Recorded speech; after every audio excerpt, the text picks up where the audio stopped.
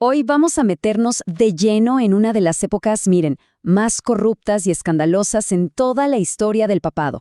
Es un periodo tan, pero tan oscuro que los propios historiadores de la Iglesia le pusieron un nombre, el Saeculum Obscurum, o sea, el siglo oscuro.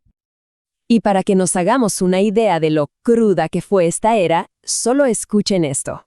Es una cita de un cronista de la época, Liutprando de Cremona, y está describiendo a una de las figuras clave, la senadora Teodora. Dijo de ella que era una ramera desvergonzada con un poder casi masculino. Uf, esa frase, así de fuerte, lo dice todo. Captura perfectamente el ambiente de una época en la que el poder en Roma no tenía nada que ver con la piedad, sino con la intriga, la ambición y el dominio absoluto. Muy bien, este va a ser nuestro recorrido de hoy. Vamos a desglosar esta historia en 5 partes. Primero, hablaremos de las reinas en la sombra, las que empezaron todo. Después, la jugada de la hacedora de papas. Luego, nos meteremos con el papa tirano adolescente. Acto seguido, veremos el juicio de un emperador y cerraremos con la crisis de credibilidad, que como veremos, resuena hasta hoy. Empecemos por el principio, con las reinas en la sombra. ¿Cómo es que 2 mujeres llegaron a capturar la Santa Sede? Pues esta historia comienza justamente con ellas, 2 figuras de la aristocracia romana que en la práctica tomaron el control de todo, Teodora y su hija, Marosia. Este periodo es tan pero tan infame que se ganó su propio nombre, la pornocracia. Y aquí hay que aclarar algo importantísimo. El término, que suena durísimo, no fue un invento de la propaganda protestante para atacar a la Iglesia, para nada. Quien lo acuñó fue el mismísimo cardenal César Baronius, un historiador católico, para expresar su propio horror ante lo que pasó. Esos 60 años en los que el papado estuvo dominado por una sola familia, la de los Teofilacto. La traducción literal es, el gobierno de las rameras. Y en el centro de esta tormenta estaban ellas 2, madre e hija. Por un lado, Teodora, la madre. Ella era el cerebro político, la senatrix que movía los hilos, controlando a los papas a través de su influencia y, sí, de sus amoríos. Pero luego estaba su hija, Marosia. Ella heredó toda la ambición de su madre, pero la llevó a un extremo mucho más cruel. Ya no se trataba solo de influencia, sino de asesinato, de nepotismo puro y duro, hasta el punto de colocar a sus propios hijos y amantes en el trono de San Pedro. Fíjense qué ironía. Teodora pone en el poder al Papa Juan X, que se dice era su amante. Y él comete un error garrafal, al menos para los planes de la familia. Resulta que fue demasiado bueno en su trabajo. Se convirtió en un líder militar increíble, derrotó a los sarracenos en el 915 y la gente lo aclamaba como un héroe. ¿Y cuál fue el problema? Pues que un papa popular, competente e independiente era en realidad una amenaza directa para el control que la familia quería mantener. Y con Teodora fuera de juego, el poder pasa a la siguiente generación. Aquí es donde Marosia, su hija, toma el control total. Y si su madre era astuta, Marosia va a ser directamente despiadada. Su jugada, su gambito, será mucho más directo y sangriento. Miren la velocidad con la que se movió. Su camino al poder absoluto fue brutalmente eficiente. En el 928 lidera un golpe de estado y encarcela a ese papá héroe Juan X. Apenas un año después, él aparece muerto en prisión. ¿Coincidencia? Nadie lo creyó. Se dice que fue por orden de ella. Después, para mantener las apariencias, instala un par de papas títeres de corta duración. Y en 931 da el golpe de gracia, la jugada maestra. Pone a su propio hijo ilegítimo como papa. Y aquí es donde la cosa se pone, todavía más increíble. Este nuevo papa, Juan XI, no era solo su hijo, era el hijo ilegítimo que Marosia tuvo con un papa anterior, Sergio III. Pensemos en esto un segundo. El poder político, Marosia, y el poder espiritual, su hijo, el papa, eran literalmente madre e hijo. La Santa Sede se había convertido, sin ningún tipo de disimulo, en el negocio familiar. Pero como suele pasar, tanta ambición acaba mal. La de Marosia fue su propia perdición. Ella quería más, quería ser emperatriz, así que se casa con el rey Hugo de Arles. Pero no contó con algo, la traición de su propia sangre. Su otro hijo, Alberico II, ve a su nuevo padrastro como una amenaza para su propia vida y actúa. Lidera un levantamiento popular en Roma contra su madre y su nuevo esposo. Y el jaque mate final es terrible. Alberico encarcela a su propia madre, Amarosia, de por vida, y se queda con el control total de Roma. Con Alberico II, el juego cambió. Gobernó Roma como un dictador absoluto por más de 20 años. Y sí, se podría decir que acabó con la pornocracia, con el gobierno de su madre y abuela. Pero no se engañen, no es que liberara al papado, simplemente reemplazó la intriga de palacio por una dictadura militar. Convirtió el papado en su propia capellanía personal, nombrando papas que, sí, eran piadosos, pero sobre todo políticamente inofensivos. Pero esa paz, esa estabilidad de Alberico, era una fachada.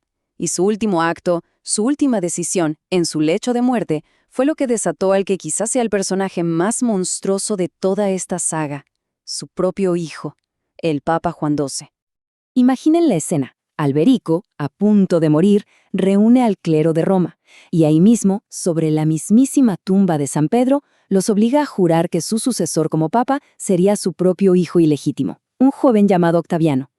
En ese momento, el papado dejó de ser una elección para convertirse, oficialmente, en una herencia de padre a hijo.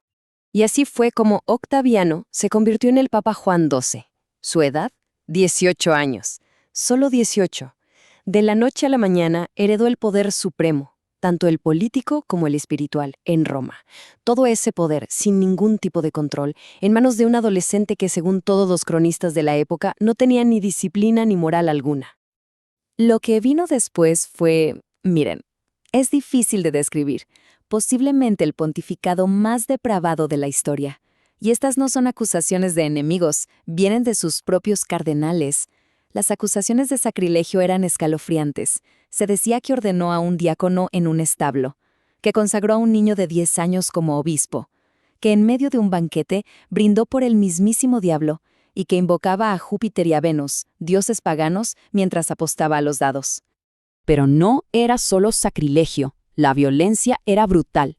Lo acusaron de dejar ciego a su propio padrino espiritual, de castrar y luego asesinar a un cardenal que se le oponía, y de básicamente sembrar el terror por toda Roma con asesinatos e incendios. No gobernaba, aterrorizaba. Y por si fuera poco, estaba la inmoralidad rampante. Los cronistas de la época decían que había convertido el palacio papal, el Palacio de Letrán, en un lupanar, o sea, un burdel. Fue acusado de incesto con la concubina de su propio padre y esto es lo más terrible, de violar sistemáticamente a las peregrinas, mujeres que viajaban a Roma para rezar en los lugares más sagrados. La situación llegó a un punto tan insostenible que la propia Iglesia de Roma, desesperada, hizo algo impensable. Pidió ayuda a un poder secular. Tuvieron que recurrir al rey más poderoso de Europa para que por favor viniera a poner orden. Y esto nos lleva a un evento que no tenía precedentes en la historia. ¿Cómo se despide a un papa? Pues así fue. Primero, el clero romano le ruega al rey Otón I de Alemania que intervenga. Luego la traición. Juan XII, en un acto de aparente buena fe, corona a Otón como sacro emperador romano, y casi al día siguiente empieza a conspirar contra él. Otón, furioso, regresa a Roma, convoca un sínodo, un concilio, y ahí mismo lee una por una la lista de acusaciones contra Juan XII. El resultado, el concilio lo declara culpable, y el emperador, una figura secular, depone al papa. Y su final fue tan sórdido como su vida. Murió muy joven, a los 27 años. Y la historia que más se cuenta, de nuevo, del cronista Liutprando, es que murió a golpes. ¿Quién lo mató? Un esposo celoso que lo encontró literalmente en la cama con su esposa. Un final que, la verdad, fue un espejo perfecto de su vida y su pontificado. Bien, dejemos por un momento la narrativa sangrienta y hablemos de las consecuencias, porque todo esto genera una crisis de credibilidad enorme. La pregunta es, ¿cómo sobrevive la doctrina del papado a un capítulo tan oscuro? ¿Qué argumentos se pueden dar para defender la institución después de todo esto? Aquí el debate es fascinante. Por un lado, está la defensa teológica católica que dice, un momento, la infalibilidad papal no es lo mismo que la impecabilidad. O sea, un papa puede pecar y mucho, pero el cargo, la institución, está protegida por Dios. Pero la réplica histórica es contundente. Dice que esto no fue un simple pecado. Invocar al diablo es apostasía. Violar peregrinas es una monstruosidad. Eso va mucho más allá de la debilidad humana. Es algo que destruye la credibilidad fundamental del cargo. Y este es el punto central de todo. El Saeculum Obscurum, el siglo oscuro, lo que nos muestra es que la idea de una sucesión apostólica como una cadena de oro ininterrumpida de gracia divina, pues se rompe.